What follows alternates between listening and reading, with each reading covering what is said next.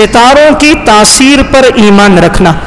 ستاروں کی تاثیر پر ایمان رکھنا، اس کا مطلب حدیث میں یہ ہے کہ اگر بارش ہو اور کوئی یہ کہے کہ فلاں ستارے کی گردش کی وجہ سے بارش ہوئی ہے تو یہ شخص نے کفر اور شرک کر دیا.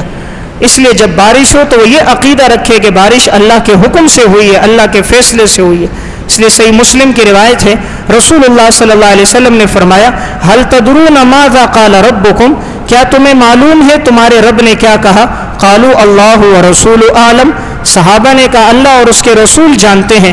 آپ صلی اللہ علیہ وسلم نے فرمایا اللہ تعالیٰ فرماتے ہیں اصبح من عبادی مؤمن بی وکافر بی، میرا بندہ صبح کرتا ہے اس حال میں کہ میرے اوپر ایمان لاتا ہے، اور ایک بندہ صبح کرتا ہے اس حال میں کہ کفر کرتا ہے.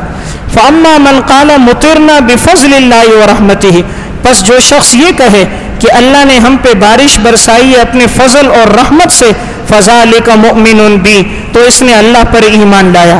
کافر بالکواکب، اور اس نے ستاروں کا انکار کیا. واما من قال مطرنا بنوء کذا وکذا، اور اگر کوئی کہے کہ فلاں ستارے کی گردش کی وجہ سے بارش ہوئی، فذلک کافر بی، اللہ کہتا ہے اس نے میرا کفر کر دیا، اور مؤمن بالکواکب، اور یہ ستاروں پر ایمان لے آیا. اس لیے کبیرہ گناہوں میں سے ایک ہے ستاروں کی تاثیر پہ ایمان لانا. اس لیے انسان کا عقیدہ یہ ہو کہ جو نفع نقصان ہو رہا ہے، جو بارش برس رہی ہے اللہ کے حکم سے برس رہی ہے، اس میں وہ کسی اور کو شریک نہ کرے. کبیرہ گناہوں میں سے ایک بڑا گناہ ہے تصدیق الکاہن، نجومی کی بات کی تصدیق کرنا. نجومی اسے کہتے ہیں کہ جو مستقبل کے باتوں کی خبر دے. جس طرح بعض لوگ جاتے ہیں اپنے ہاتھ دکھاتے ہیں اور وہ ہاتھ کی لکیریں دیکھ کر بتا دیتے ہیں مستقبل میں آپ کو یہ نقصان ہوگا، یا یہ آپ کو نفع ہوگا. یا بعض آسمان کی طرف نظر ڈال کے بتاتے ہیں آپ کا ستارہ گردش میں ہے یا ستارہ گردش میں نہیں ہے، یہ نقصان آپ کو ہوگا، یہ تکلیف ہوگی. اس طرح کا کوئی شخص بھی جو مستقبل کی باتیں بتائے اور جو اس کی تصدیق کرے، تو حدیث میں آتا ہے رسول اللہ صلی اللہ علیہ وسلم نے فرمایا من اتا عرافا فسألہ عن شیء، جو کسی کاہن کے پاس گیا اور اس کی باتوں کی اس نے تصدیق کی، لم تقبل منہ صلاة 40 لیلۃ، اللہ 40 دن اس کی نماز قبول نہیں کرے گا. 40 دن تک اس کی نماز قبول نہیں جو کسی کاہن کے پاس جائے. اس لیے مستقبل کا علم صرف اللہ کے پاس ہے، کوئی مستقبل کی خبر نہیں دے سکتا.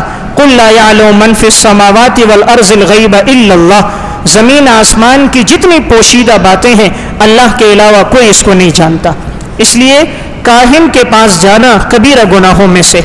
آپ صلی اللہ علیہ وسلم نے فرمایا من اقتبس علما من النجوم، جس نے ستاروں کا علم سیکھا، اقتبس شعبۃ من السحر، اس نے جادو کا ایک علم سیکھا ہے، زادہ ما زادہ، اب اس کی مرضی ہے جتنا چاہے اضافہ کرے اور جتنا چاہے یہ کمی کر دے.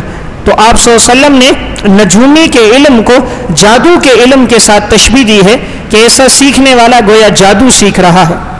3 گناہ ایسے ہیں کہ جن کے بارے میں آپ صلی اللہ علیہ وسلم نے بڑے سخت الفاظ میں تنبیہ فرمائی. آپ نے فرمایا من اتا امرأۃ فی دبرہا، اگر کوئی شخص اپنی گھر والی کے پاس غیر فطرتی راستے سے آیا، او حائزن، یا حالت حیض میں اپنی گھر والی کے پاس گیا، او کاہنن، یا کسی کاہن کے پاس گیا، فقد کفر بما انزل علی محمد، گویا محمد صلی اللہ علیہ وسلم پر جو کچھ نازل ہوا اس نے سب کا کفر کر دیا.